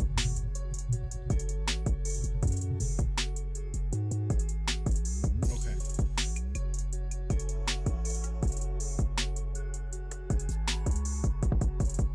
What is the highest grade I can think of giving him?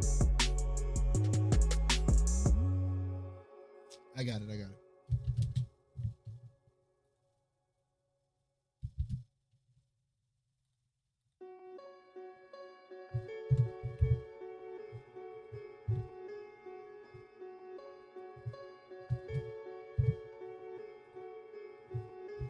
I think I found the perfect range for PJ Washington. Let me know what y'all think. PJ Washington's grades options are A, A-, B+, B. Let me know what y'all think.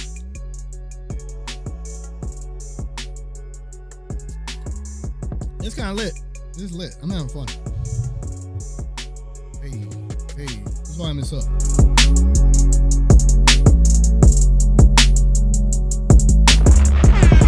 Damn, son, where'd you find this?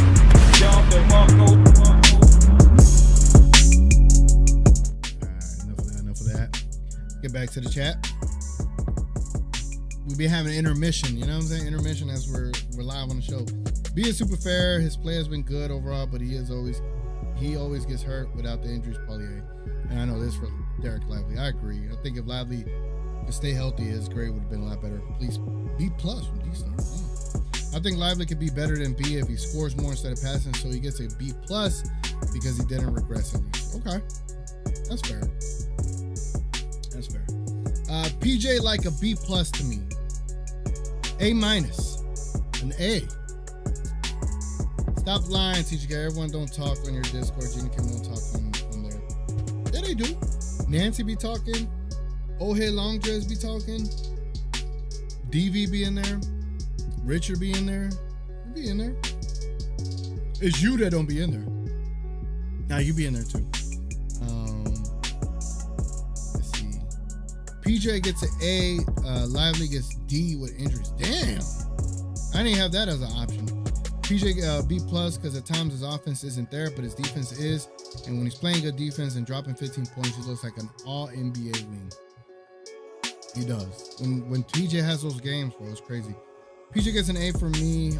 He's doing so much for the team. Mavs do have a terrible record without PJ. That is a great point.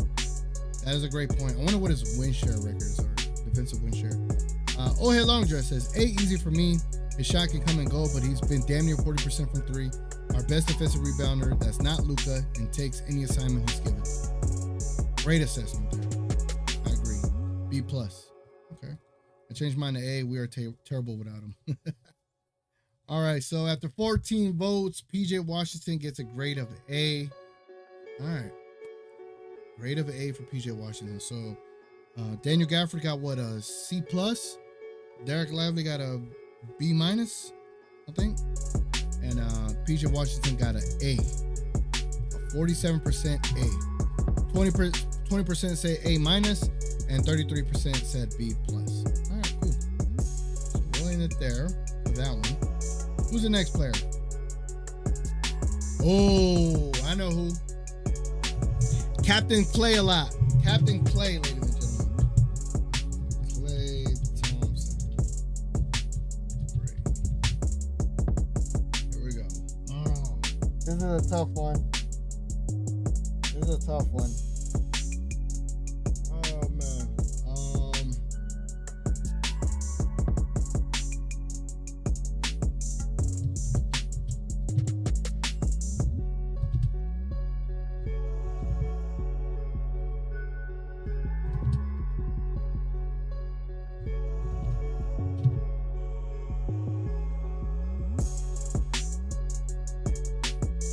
I had to pick a range, bro. I had to pick a range. I couldn't.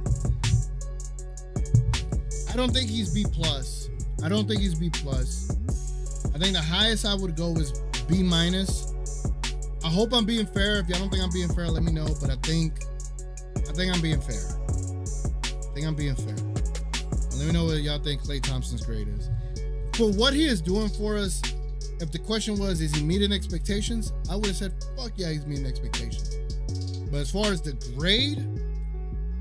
grade's a little different, right? Because you expect a little bit different in the sense of like aggressiveness, consistency. Sometimes the consistency is there, sometimes it's not. But is it better than Tim Hardaway Jr.? Yeah, by a mile, right? Hopefully I'm being fair with his grade assessment. Let me see what y'all saying. Right, PJ literally be the only guy that's defending his ass off. Yeah, I gave PJ A. That's what's up. Looks like it averages out to A-. Play a C. I'm sorry, bro's too inconsistent. When he's not scoring, he's not doing nothing. Play a C+, B-. Bro has one good game, then disappears the next couple because that's what he can do. I've been pretty happy with Klay, not gonna lie. Remember, he's making less than THJ was. Yeah, that's what I'm saying. That's what I'm saying about Klay. Like, I think, I don't know. Honestly thought Klay would be better. All right. B- too low in my opinion. So how high should have I gone? B? Should I have gone B?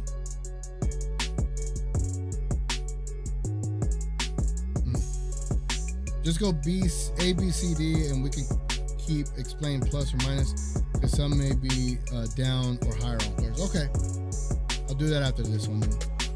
Klay gets an A. Wasn't going to be 2016 Klay. Okay. Hey, what's up, Thunderbird? How you doing, man? Klay gets a B from me. I didn't have high expectations from him like others when he got here. Bro started in the beginning and he did the other things which did help. He did say it will take a few games. Yeah, it definitely takes games. Y'all see him put the clamps on last night? He had some moments, yo. He had some moments. Klay has games of 5 of 17, 2 of 8, 7 of 20, and 1 of 9. I gave Klay a B-. I'm not comparing him to old Klay because he's not. I'm comparing him to Timmy. He consistently spaces the floor. Excellent two-man game with centers. Defensively been pretty good. I agree. Let's also not forget Grimes has been out playing him off the bench, which is kind of sad. All right, 60% say Klay gets a B-, 7% say C+, and 33% say C. We'll give Klay a B- for this poll. Gina and DV, I hope one of y'all are documenting all this for me. Or anyone that's in the Discord, y'all documenting it. Go and move on to the next. Who's the next one? Najee?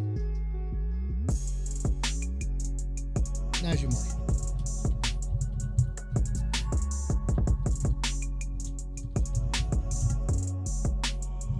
We'll just keep it simple. A, B.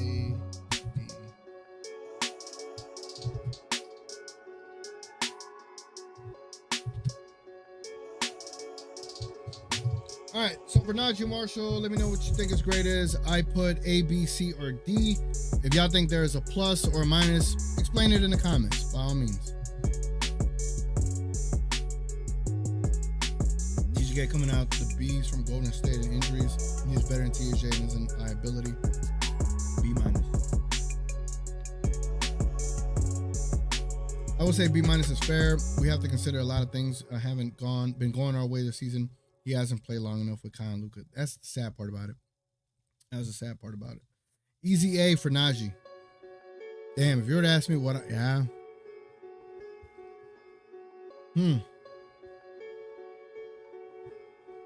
Yeah.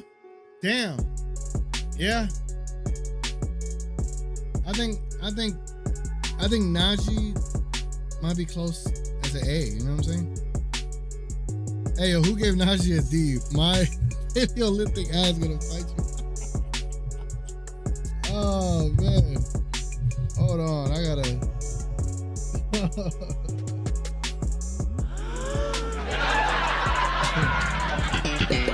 That was funny. Wait up, who put a D? 8% said D on Najee? 33% say A, 50% said B, 8% said C, 8% said D. That's crazy. And my boy Najee been out playing Clay too. Yep. The Spencer review is gonna be fun. I know I'm holding that for the end. I'm holding that one for the end. Najee is a B plus. B plus. He likes playing in Dallas. B plus. I chose A, but I will say B plus. Okay. Najee B plus. He's been far better than I knew. Really good playmaker, and even Luka was giving him the ball in the break. He just got hella sick and punched an idiot. That's a good point. That's a good point. B plus for Najee. I thought he'll be better defensively, but surprisingly, it's better offensively. Although a streaky shooter. Yeah, he is a little bit streaky. He is. He'd be an A if he shot better. What's up, Whoopoo? How you doing? Wapu, Whoopoo? I'm going Whoopoo. What's up, man?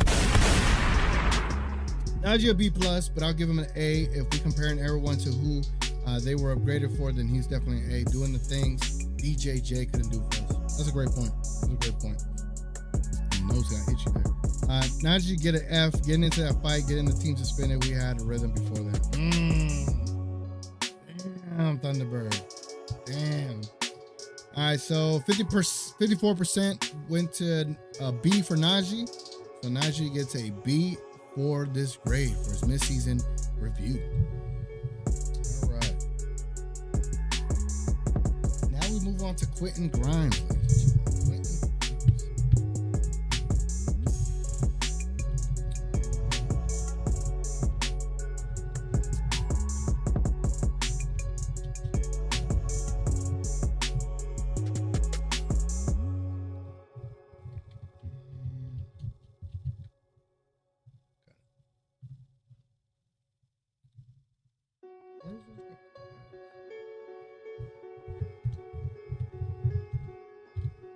Quentin Grimes, A, B, C.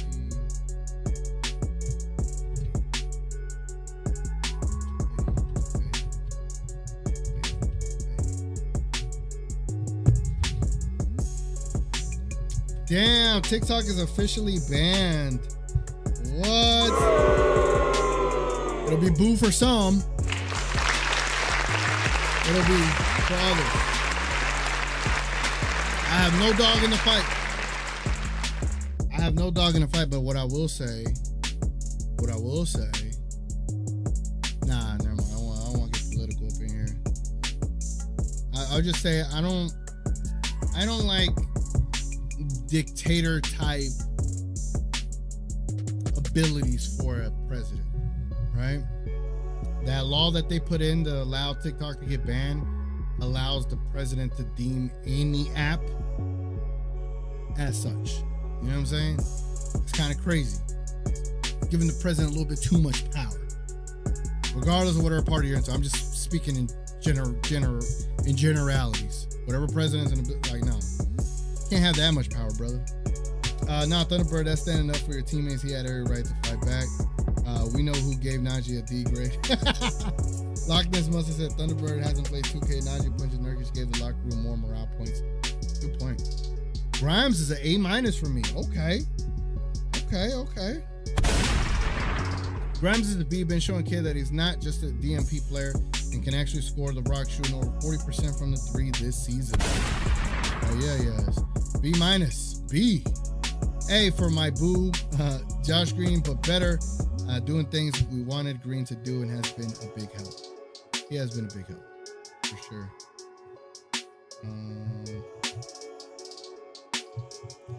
Hold on. All right, so after 10 votes, 60% of y'all say B for Grimes, 40% gave him an A. I'm actually surprised by that. Salute to Grimes, man. He had a really good outing right here.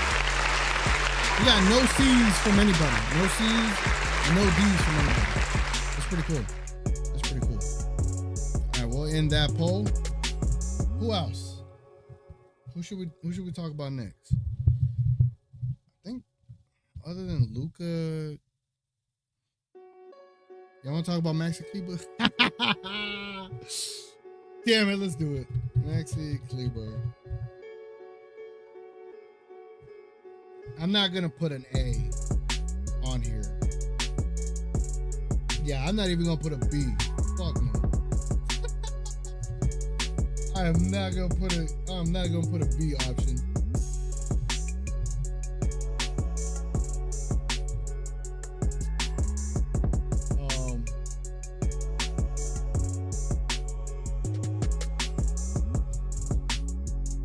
We're only gonna give him 3 options, all right?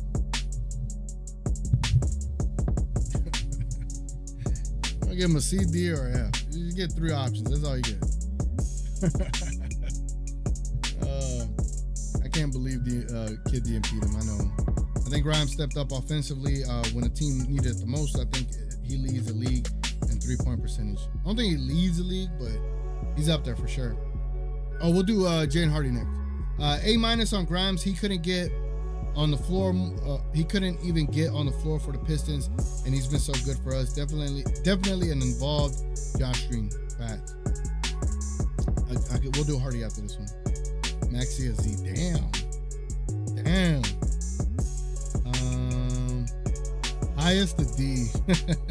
Maxi is the easiest D- for me. He's done a few good things for us this year, but he doesn't impact the game most of the time.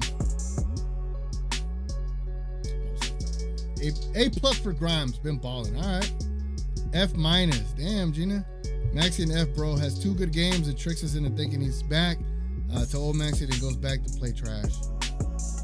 It's like a roller coaster, up and down, but more like there's Maxi.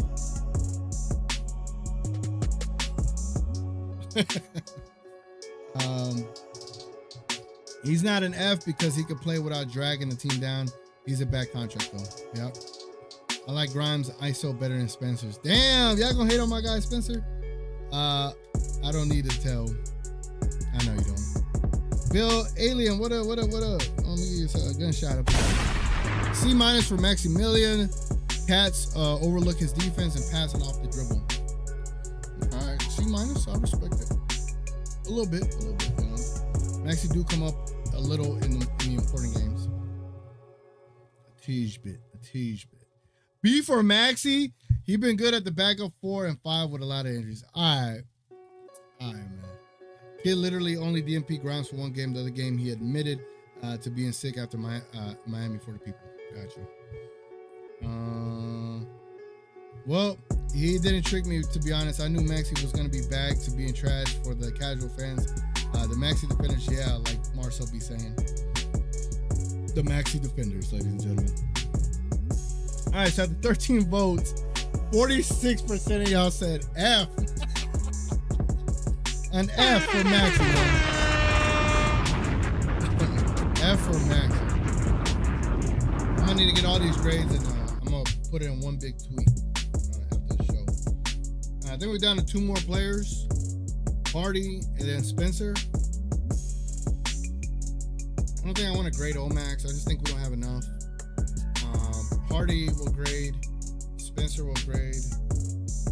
And then we'll finish off with Jason Kidd. All right. Hardy. Jaden.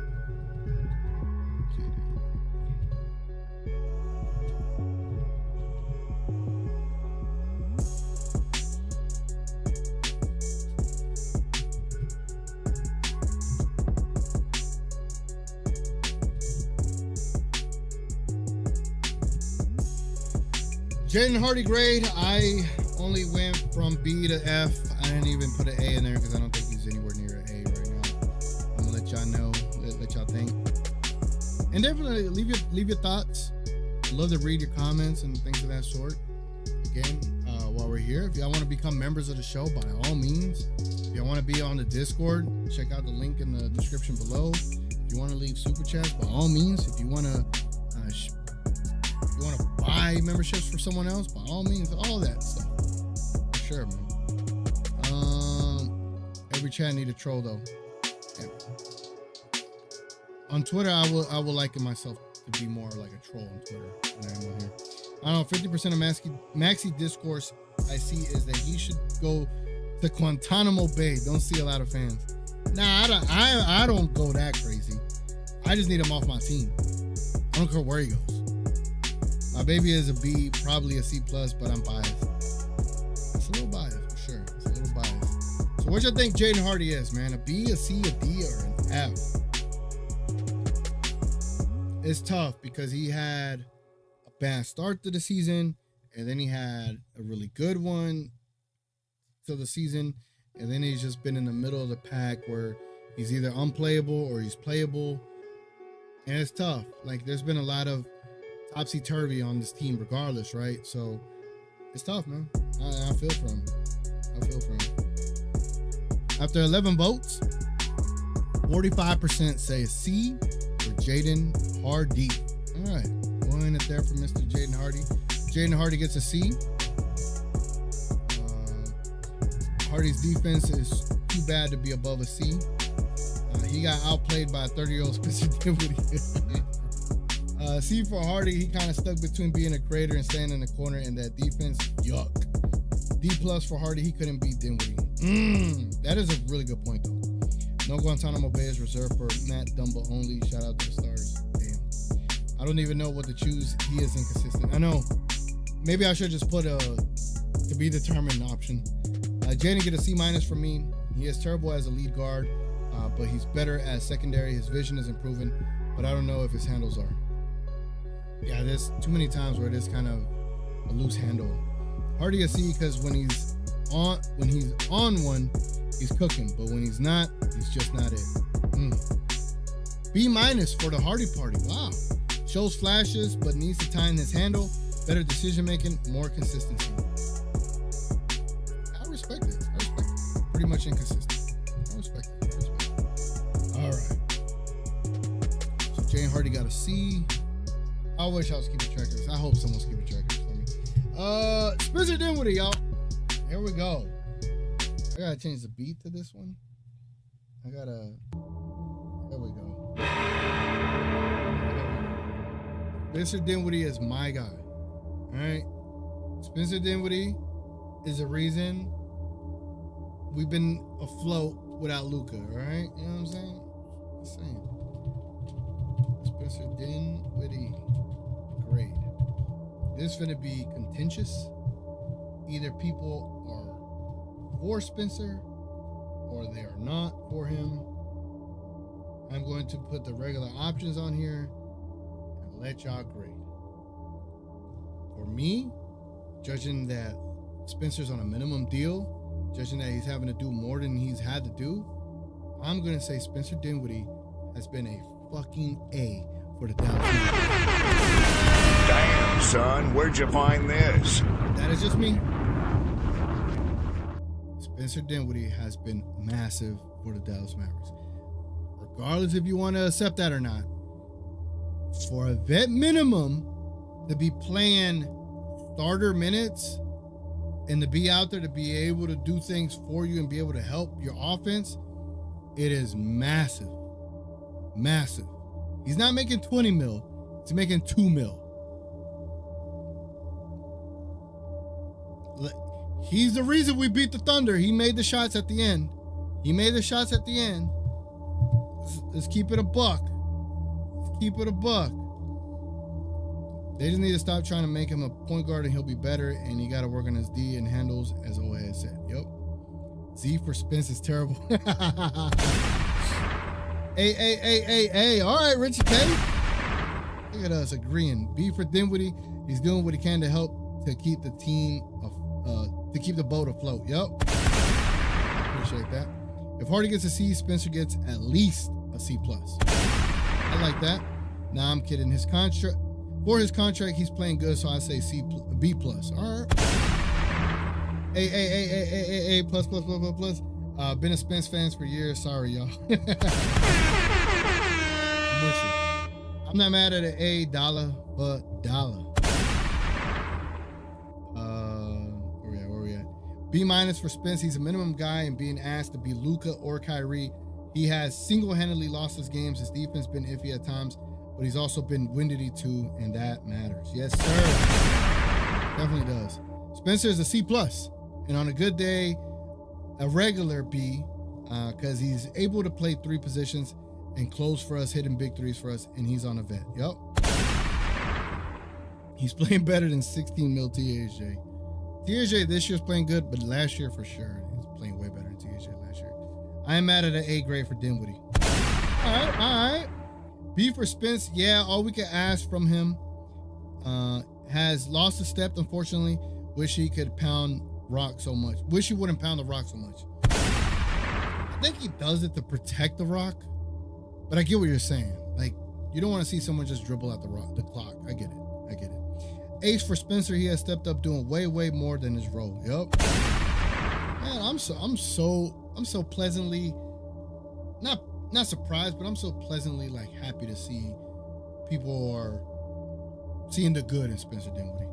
And we have injuries, so he's doing his best and steps up. I just need him to stop dribbling the air out the ball for 23 seconds, doing stuff that sometimes costs us games. All right, I get you. I understand that too, though. I want to change my B vote to an A. Look at locking that. Oh, we got Swiss for real basketball in the building. What's up, man? Just popping in, my guy. Always great. Always a great show. Appreciate you, man. I'm surprised it wasn't as contentious as I thought. Everyone seemed to agree he exceeded his play. I know. I'm shocked too, bro. I am shocked too. All right, so 60% say Spencer Dinwiddie gets a B. A B for Spencer. Hey.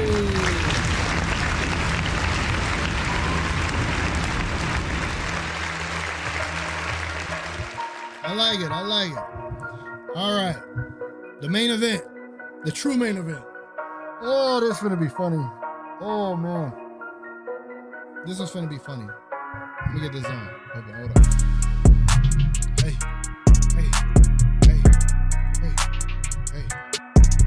It's time for the Jason Kidd midseason grade.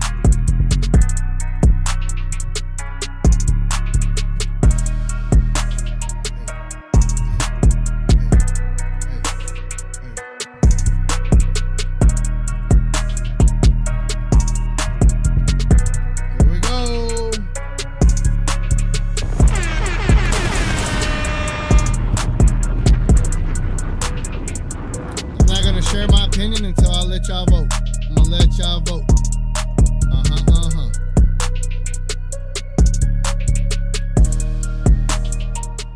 gonna let y'all vote. Let y'all figure this out. As a matter of fact, let me play the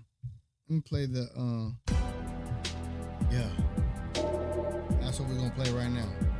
The GoldenEye predictions segment song. Let's go. Hey.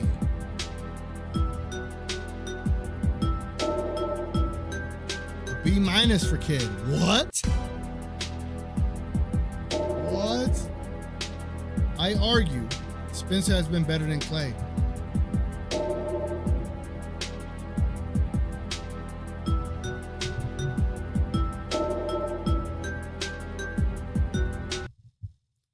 Do y'all want to grade Dwight Powell? For real? Y'all want to grade? All right, we'll grade y'all let me know. If y'all want, I need 3 people to say, yes, grade Dwight Powell. I need 3 people. I wasn't, but if I have to, I will. B+. He still can't draw a game winner, and the ATO been trash this year. I don't know what happened. He was ranked one of the best last year. He really was one of the best last year. I don't know what the hell's happened. But a B+? Wow. been terrible, but he has lost winnable games. He has. D+. He pisses me off too much in the regular season, but when he wants to, he can coach. When he wants to. But like Jason Kidd says, man. Like he says. Because shit's going good, right? So write some positive shit. I just asked you a question. And I'm giving you a fucking answer. Surprise no D's for Kidd. Pause. D+ for Kidd just doesn't seem to value the regular season like he should. A lot of injuries to the squad, or I give him a D. Listen, we know Kidd by now, and we know he doesn't take the regular season seriously. He will lose us games, but he will also win us games. With that being said, I give Mr. Hands and Pockets. I already know what you're doing. I've been waiting. I already know what you're doing. No. I will give Mr. Hands and Pockets a B-. Right. Everyone healthy, we win a lot. Serious injuries, we lose a lot. So B. Kidd a C-. He calls timeouts. He calls timeouts when we go on a run. He doesn't call a timeout when the team goes on a run. Shows no energy or pride in his coaching. He's a player's coach, not an actual coach. He's horrible. C+. G for GOAT. Yes, Gray the GOAT. God, Kidd should be fired. Oh man, I love the hot takes. Kidd a C for me. He's played some silly lineups. His final play's been trash. After timeouts haven't been as good either. But he keeps the team from spiraling somehow, and they still play hard. Somehow, right? Somehow. Gee, oh my God. Yes, great Kareem Abdul-Jabbar. Kidd has the best quotes, A+. Yeah, I'll give him an A+ for his quotes. For sure. Pocket pool. Oh my God. Hey, what's up, Frank? All right. What did Kidd end with? Kidd ended with 54% C for his mid-season grade. I am pleasantly surprised by that.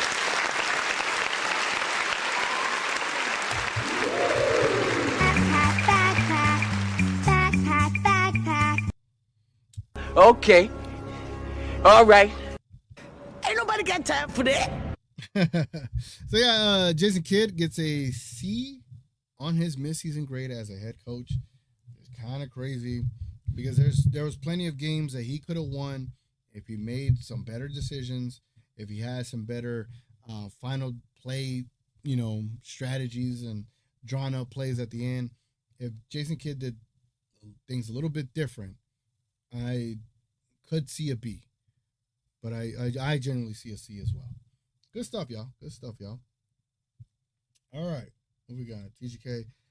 Kidd really a C, to be honest, but with these injuries, he has an excuse. He still needs an X and O's coach. Next to him, hate his bad timeout sometimes, experiments, and in the clutch, he has no plays. None whatsoever. Hey, that Kleber lineup y'all hate, shut down J-Dub.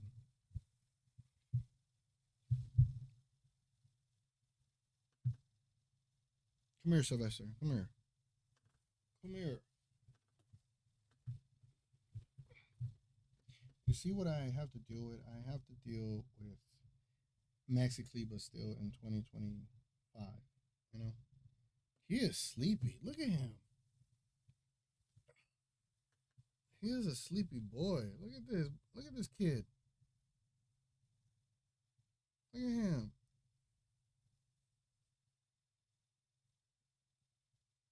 You a sleepy boy? Huh? You tired? From what? You done nothing today. You could be over here pressing the ones and the twos and you haven't done anything. Yeah. There we go. All right. Let's get back to the vibes. Sylvester got to make a right here. Right here. Right here. Up. Up. He's tired. You don't want to do it. Also, what is the Kidd obsession with Maxi? I think they're going to hold a wedding soon. Bro keeps playing him, knowing he's out there pulling the Ben Simmons. Oh, man.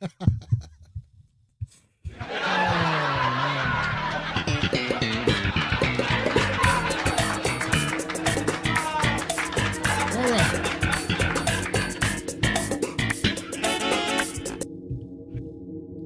All right, y'all. I think it's time.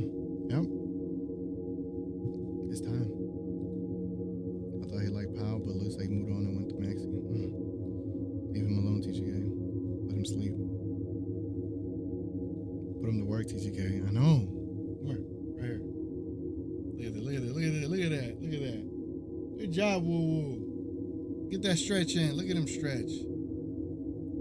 Good job, Woo Woo. What's up? Wanna go outside? Look. All right. We can't use injuries to show if kid is bad or not because it's only Luka missing. And my guy, stop. You always stretch and show the whole. Yeah, never mind. You didn't. Missing, and that means if you can't coach when you're down one of your best players, you are buns. Yeah, you might be buns. All right, man. Let's go ahead and let's grade Dwight Powell. Jesus Christ. I already know y'all gonna skew this. So I'm gonna let y'all skew it. Let's go. Dwight Powell. I'm gonna let y'all skew it.